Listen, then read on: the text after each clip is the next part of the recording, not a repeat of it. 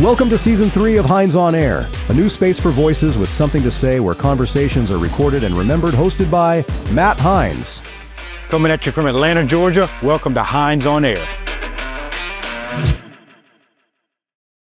Hey everybody, it's Matt Hines. We got another Hines On Air for you. And today we are getting back to our roots because this started out as inspirational, motivational kind of guidance for entrepreneurs and people who are looking to expand their lives, their business, their goals, whatever it might be. And so we got an expert on the show with us going to help us, got years of experience. This is Pete Srodoski. And Pete he's a former CEO and COO. He's got 20 years of experience, and now he dedicates his practice to just guiding others into growing, achieving new levels of expansion. He started something called Level Up Your Leadership, where he says he's noticed certain patterns that I'll let him explain it better, but certain patterns that have allowed other companies to grow. There seems to be a common theme that runs through these successful companies. And he's been busy. He's got 3 books. Is that right, Pete? 3 books you've written? Man, yeah, that's totally amazing. true. All right, so this Lead with Empathy, Build Kick-Ass Teams, and the Small Business Playbook. So he's done it all. He has mentored successful clients. He's experienced success himself. He's authored books. What a badass. So anyway, Pete, welcome to the show, bro. Thanks for having me on, Matt. Dude, it's an honor to have you here. So the thing that caught my attention at first was the Level Up Your Leadership, and what it says is the repeated patterns that you saw across growing companies. Can you tell us a little bit about that?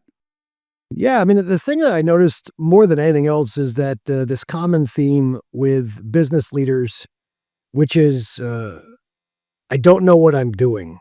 And every CEO, it doesn't matter how many I come across, they respond with some variation of, I don't know what I'm doing. And it usually waits until they get comfortable enough to say it, but there is some measure of, hey, no one taught me how to do this, or I was really great at HVAC, or I was a great lawyer, or I was really great at doing what I was doing, but I created my own company and I grew into this thing, but no one ever gave me a playbook. No one ever gave me this. And listen, man, it's just between me and you. I don't know what I'm doing, right? And so it just became this commonality.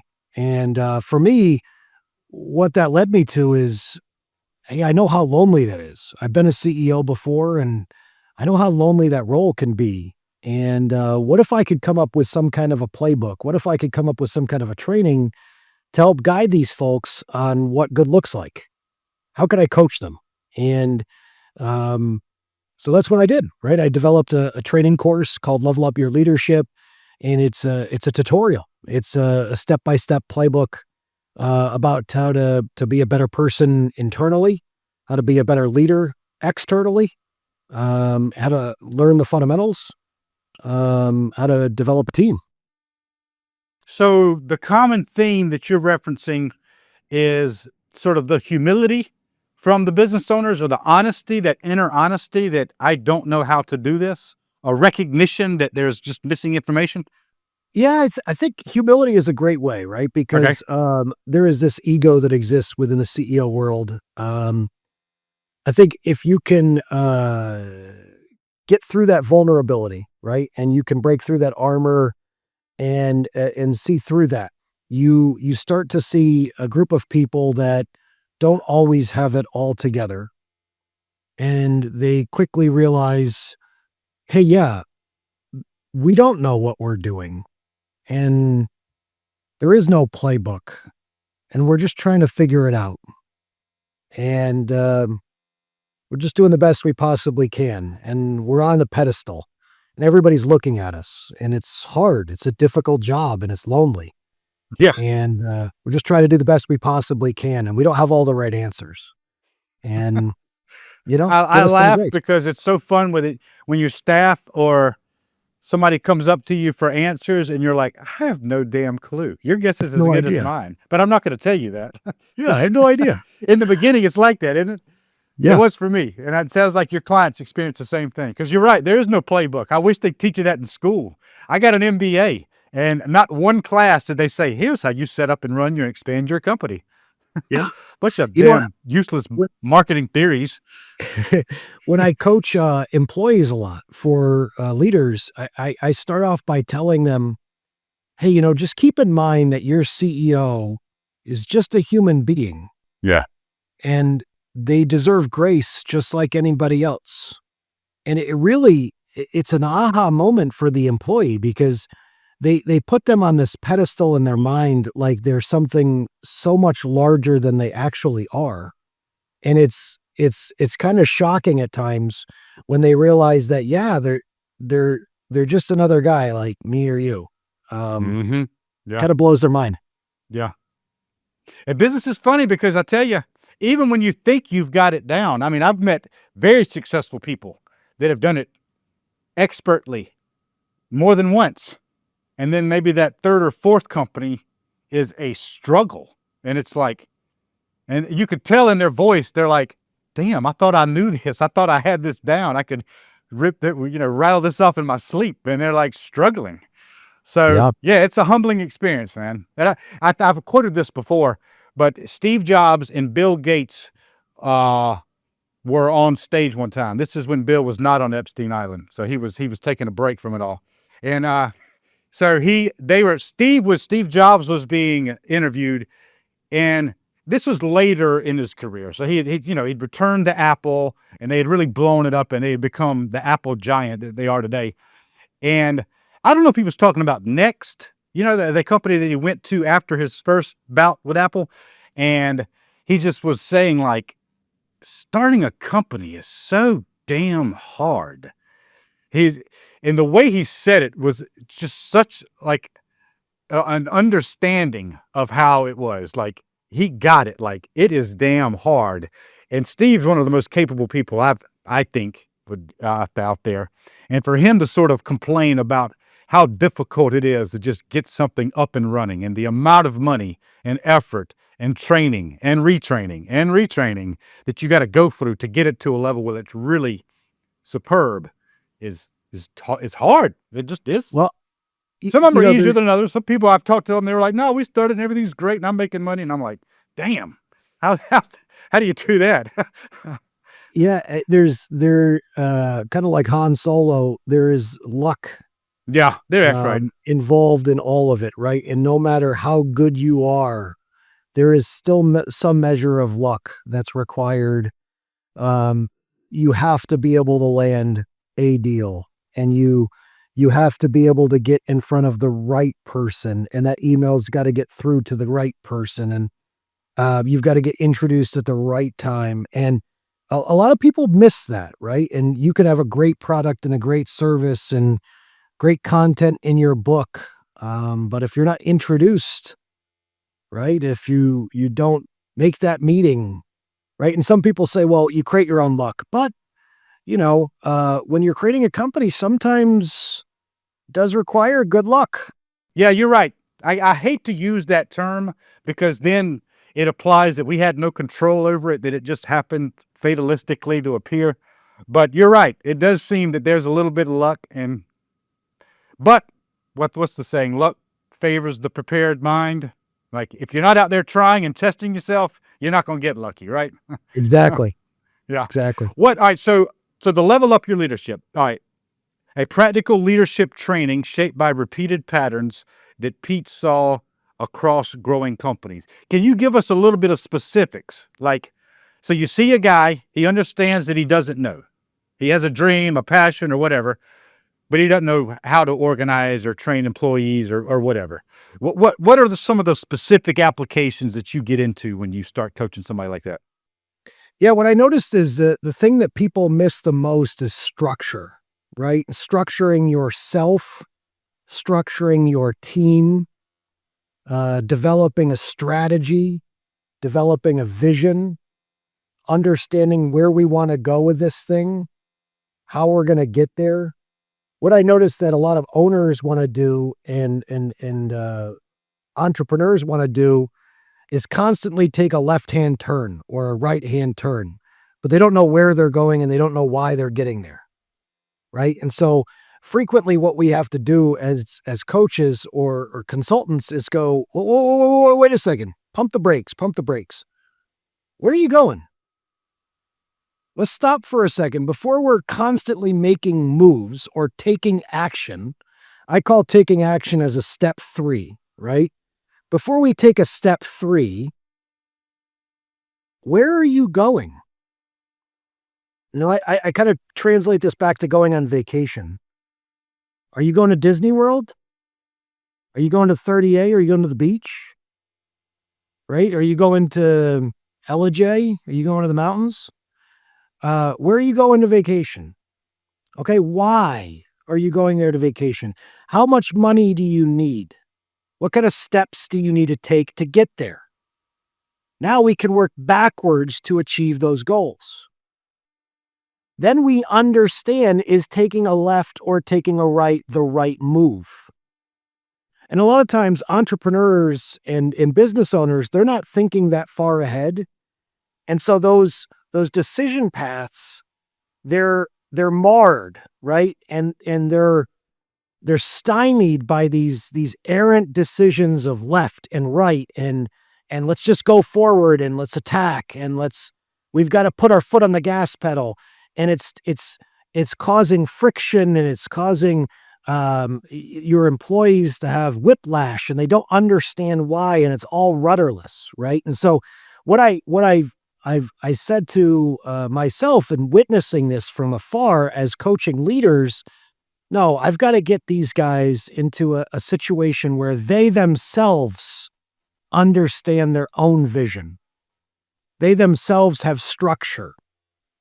Then they can develop that structure and implement it into their business.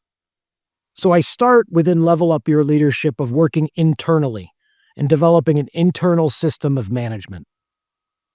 And then I focus on that external system of management and developing a system and a culture of leadership, how to develop that leadership externally and get the rest of the team to follow you. So develop a vision, come up with a strategy to achieve that vision. And then what are the steps to achieve that strategy? Right? So it becomes something that's easy for people to follow behind you on. And what I've noticed is that if you do that, it becomes so easy for your team to get excited and engaged behind it. And when you introduce that to a new hire, right, that culture becomes contagious, right? It's just so easy to be motivated by it. It's so easy to be energized by it. It's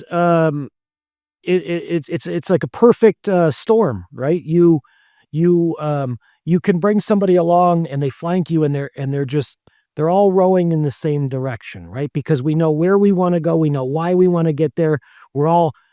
We have the same goals. We're all talking about the same thing. It's like when you walk into a break room and everybody's having the same conversations and they're all excited about the same goals. Yeah. Right? And that's just the difference. So I wanted to create that environment, but it starts with the leader. And so Level Up Your Leadership is an avenue to get the leader to do that.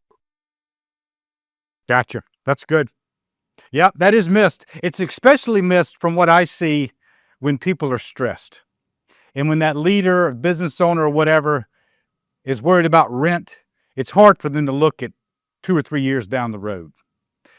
But it's important because if they don't start setting those targets, then you're right. There's nothing to follow to. You're like, I call it flying blind. It's like a pilot with no destination. Like, where the hell is he going to land the plane? He doesn't know. He just might land in the middle of the ocean. So I think stress can prevent that long-term vision and a lack of know-how. Like, you're right. The group needs that leadership. And I see people, I don't know. I don't think they understand what is their job as a leader. I don't think they get it. They're maybe to help make decisions and give orders and stuff, but that setting long-term goals for the group so that they're all moving in the same direction is often missed.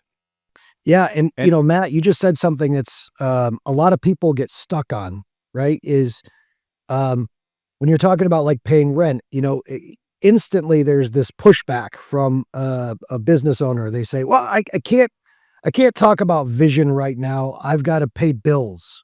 I have fires to put out right now.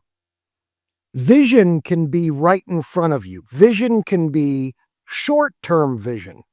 We can build out a vision of 1 week. We can get a team built around what are we doing this week. We can get a team built around what are we doing this month. We can get energized around what are this month's goals. Forget about next month. Let's just live in the month, right? Let's just live in March. Let's own March, right? Let's start March 1st to March 31st. We need to own March. Everybody, for those 31 days, we're going to own the business. Let's start off with a plan. Let's develop a strategy. Let's come up with a vision. Let's develop KPIs. Let's get goals. Let's meet weekly. Let's meet daily, right? And so this becomes leadership and how we systematize that, how we develop these accountabilities, how we check in. What does that structure look like? And a lot of times people, they get marred down by this thought that vision has to be some kind of long-term thing. It doesn't have to be, right? We could set this up for 1 month. Right on. That's right. It's exciting too.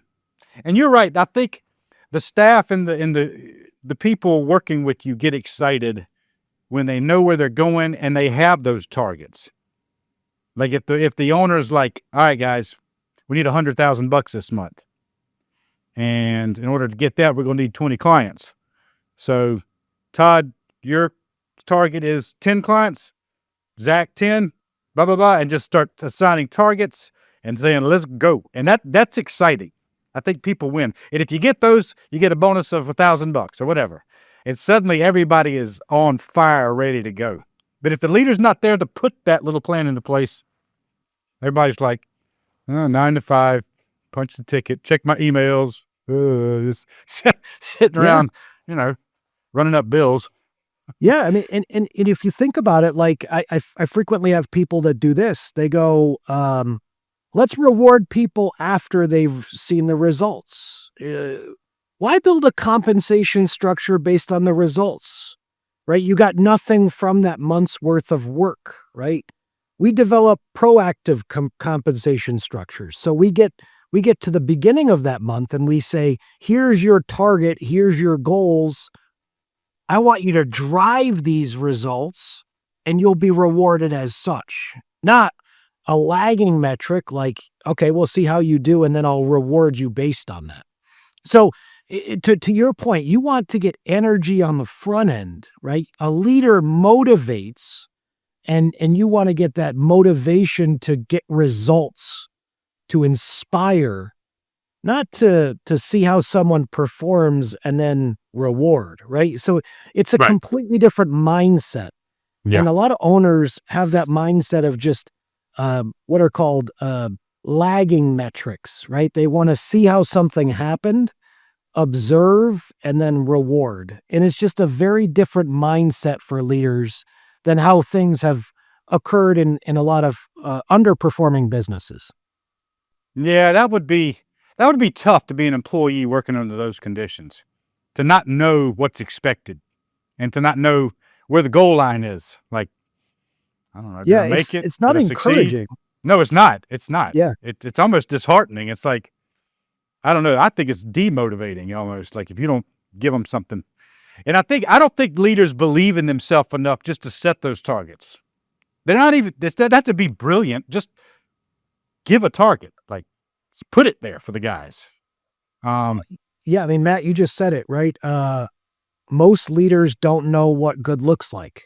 So they don't know what they don't know, right? You don't know how to do these things that you and I are talking about right now. They've never been in this role before. They don't even know that it exists. How do you learn? Yeah, that's right. Who teaches you? That's right. That's why they need somebody like you. I mean, I'm a big fan. I have 2 consultants. My wife has a consulting company. I'm a big fan of coaches. Like, I don't care how much you know. You're going to miss something. It's like the attorneys. They tell the attorney, no matter how brilliant you are, don't be your own attorney. If you've got a legal situation, you hire another attorney, whether you think you know it or not. And that's how it is in business to me. They need someone like you, or somebody with an outside viewpoint that's not emotionally attached, that is not nervous or whatever, that can just objectively look at it and say, okay, here's what you're missing. Let's put this in and set it up. Because there is a science behind it. It is, yeah, there's some luck, but it's not, most of it's not luck. There was a causative action and things done that produced that result. 100%. That's yeah. what, my daughter has a basketball coach. She's 15. She's in JV. And we have a basketball coach, and the basketball coach watches her and gives her feedback during her games, and then watches her tape and tells her what she's doing wrong during the game, right? And it's an objective opinion based on her performance, right? It's a coach. Yeah. I just think about how many people are running their business with their ego telling them, I don't need that. I know That's what I'm right. doing. That's right. I agree. It's like they understand they don't know, but they're afraid to admit it, and they're stuck in this doubt, blah, blah, blah. It's a bunch of mental noise, Yeah. which is a stop. And here's the scary thing. How much money are they missing? Yeah. How much money is falling through the cracks because of that ego? How much money could they be making if their pride would allow them to do so? Yeah.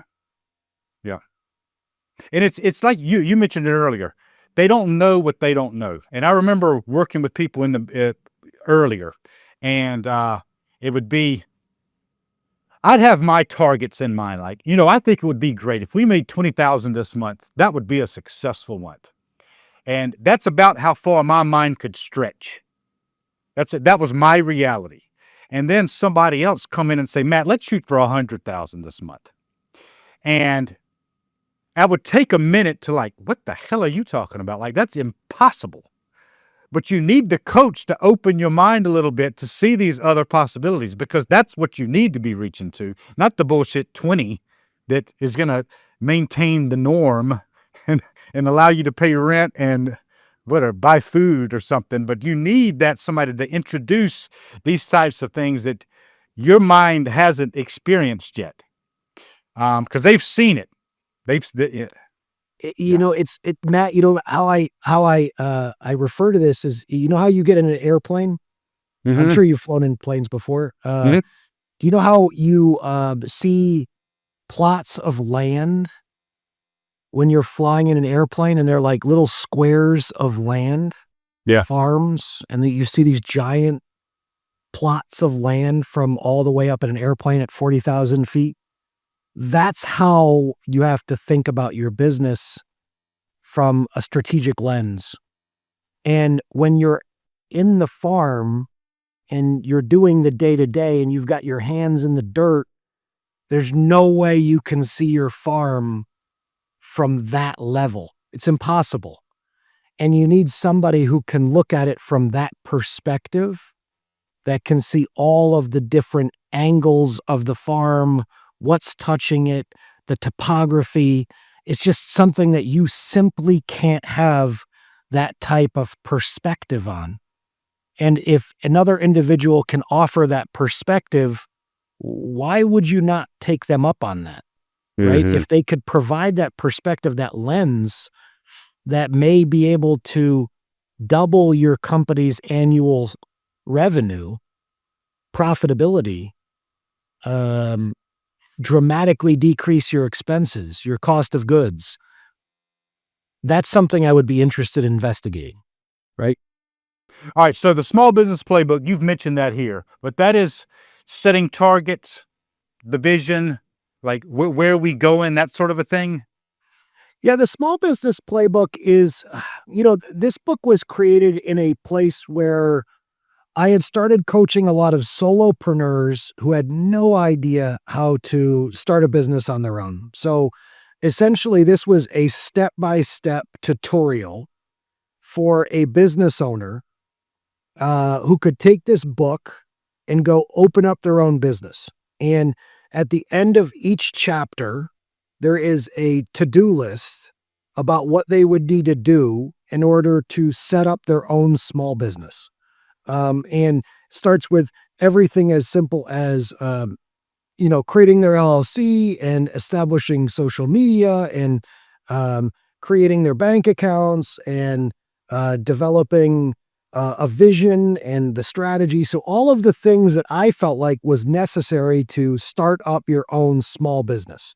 And then the whys behind it, right? Why you would need those things, why that information was helpful. This was probably the most black and white, objective, and strategic book that I wrote. It wasn't a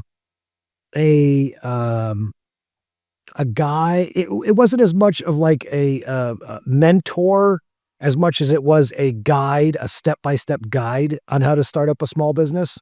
So I really like this book for folks that are interested in starting a small business and wanted to start their own small business and needed guidance on how to do so. Good. So needed. It's a shame. It's so much school, so many degrees, doctorates, everything, and none of it gives that data. It's a shame. It's like, come on, teachers, like wake up. It's funny because law school is the same. I mean, that's my main trade. I'm an attorney and 3 years of law school, and I don't think you know how to even file a lawsuit. That's crazy, isn't it? Yeah. You can read cases and write a pretty paper and whatever, but I think if you grabbed a law student and say, all right, now go sue this person, they'd be like, huh? It's just like, you would think they'd cover the basics, but anyway. But so that's good, man. So everybody, listen to this. Go get Pete's book, Small Business Playbook, and get some information, get some guidance, learn how to do it. When you say you were a former CEO and COO, where was that, Pete? Yeah, so I've been a CEO a number of times and a COO a number of times. Here locally, I ran a engineering and design firm, and I ran a global.com. And then as a CEO, a frozen dessert company based out of Birmingham, Alabama. And that was a regional frozen dessert company with stores all the way out to Dallas, Texas, Houston, Texas, Kentucky, Louisiana, and here in Georgia as well. And then I've run a publishing company, and I've done some real estate businesses here down in Florida as well. So I've been doing some fractional COO work as well as part of my responsibilities as a business coach. I do fractional COO work. So I've probably done about 7 COO positions now. So I have a lot of hands-on experience. Interviewed, 10,000 employees in my day. And that's not an exaggeration. Before this, I was a store manager for a lot of big box retailers, Dick's Sporting Goods, Target, PetSmart. So I grew up in retail and corporate retail. I learned,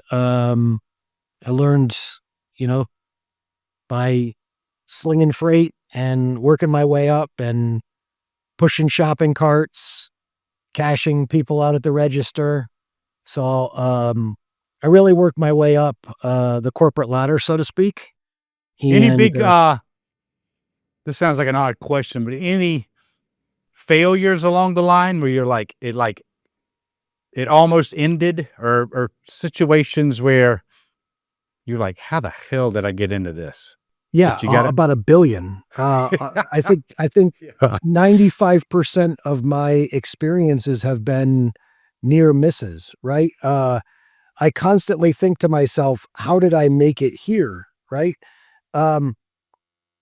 Most of my examples of leadership come from what are known as non-examples, right? And non-examples are that of bad examples. Yeah. They're bad leaders that I've worked for, where I point to and say, that's someone I don't want to look like. That's someone I don't want to be. That's a comment somebody's made. I've been physically assaulted on the job. I've been put in the emergency room. I've been spit on. I've been attacked. I've been verbally assaulted a number of times. All right, dude, you Um, got to give me the details on the emergency room. I guess we well, can only smile about it now that we know you're okay and everything's good, but that's a yeah. little crazy. What happened? Probably after the call would be okay. Okay, all right. Um, uh, considering your position and all. There's plenty more stories to go though, and Matt, I can just tell you, working in retail, you see people at their very worst, right? When do they call the manager on duty or the store manager? It's when they're the maddest, right? The meanest and the maddest. That's you. They're And calling you. they're calling me, right? And so for years, just dealing with people at their very worst, right? And employee situations at their very worst. And, so if you've experienced it, any one of our listeners that know retail, and worked in retail and corporate retail for a long time, like, 15 years, like I did, you know what I'm talking about. You just dealt with everything, right? And, everything under the sun. So the examples that I have of, you know, how in the world am I even here today? All of those stories go into my books. Yeah. All of those examples and non-examples of what good leadership should be, all of those, that scar tissue is what goes into my books. Those experiences are how I formulate my stories, That's right? good. That's how, It's that's where important my, for people to see because yeah, they see yeah, the glamour in the end of the road and they're like, I want to do that. And then they find it's difficult. They don't know yeah, that people have been through all that before they got to the success. So it is good to hear. I mean, yeah, it's it's a, comforting to see others. I hate to say it, others struggle, or misery loves comfort, or whatever the hell they say. yeah. It's I tell people all the time, I am not a theory-based business coach. yeah, I am right. an experience-based business coach. I am somebody who has lived it, breathed it, and dealt with it. So when I'm telling you something, where I'm giving you a recommendation or a referral, or, it's based on advice, based on something that I've lived, seen, or breathed. Nice. That's cool, man. How many clients you working with now? So I try to keep between 20 and 25 CEOs or businesses at any given point in time. Mm-hmm. And right now I'm about that 20 number.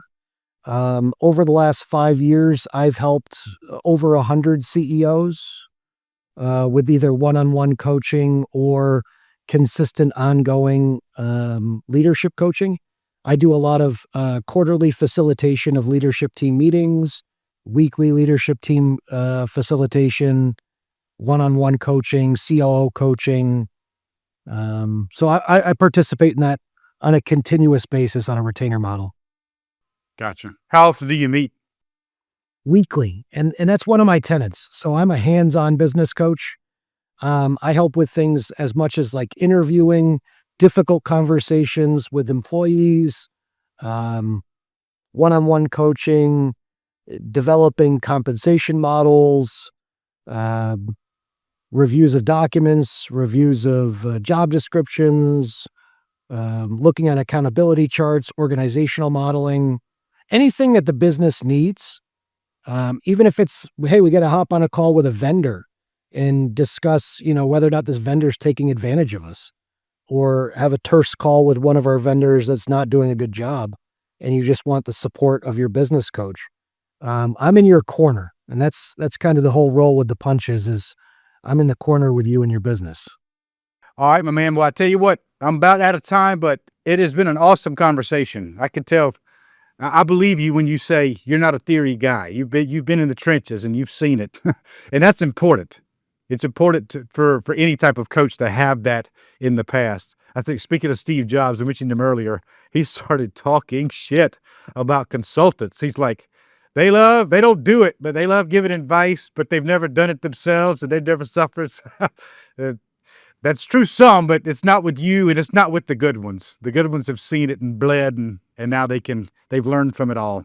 But Pete, to tell everybody, if they want your services or if they want to find out more about your books, like where can they find your information? Yeah, sure.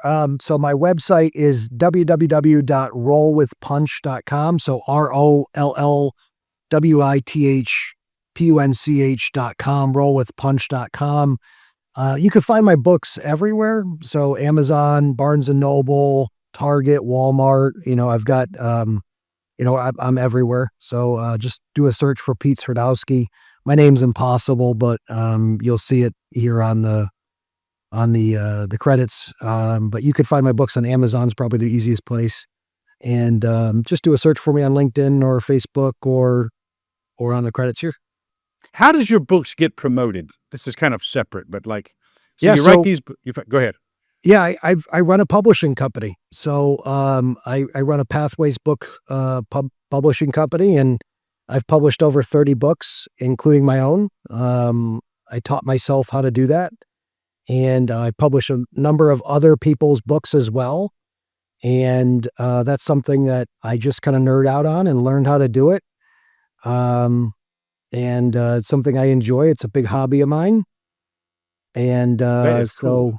yeah, so Pete, okay, sorry to digress here, but No, I've it's been good. fascinated with this topic. So the publisher, if I was an author and I had this great book, I find a publisher, and the publisher edits it and distributes it. Are they in charge of promoting it, distributing it, putting it in all the Barnes and Nobles, putting it on the Amazon website, putting it in here? That's the publisher's job?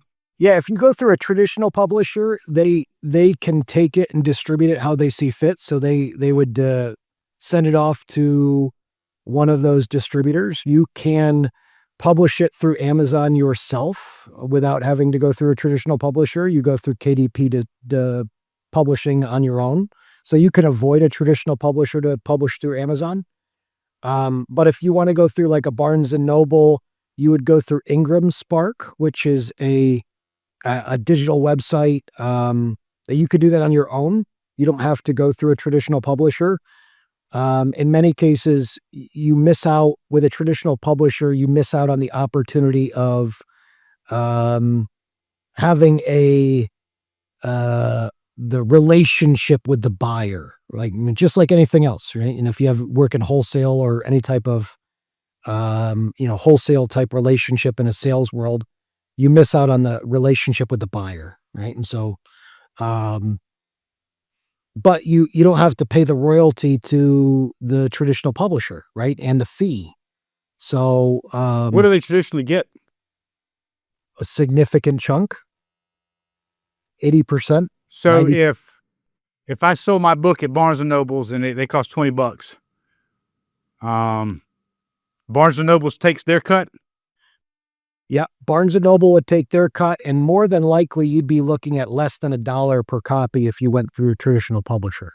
Damn. So the publisher and the retailer and everybody taxes that $20 to the point where the author gets $1 Less off than of a $1. $20 sale? More Yeah, or less? less than $1. And the agent's going to get a lot too. Yeah. Lordy. Whereas right now through Amazon, when I sell a copy of my book at $15, I'll get $7 in my pocket. Okay. Okay, cool. And that's POD, it's called, print on demand. Yeah. So one of the cool things is that once you sell a copy, I don't do anything. It's just Amazon takes care of it. So they do all of the work.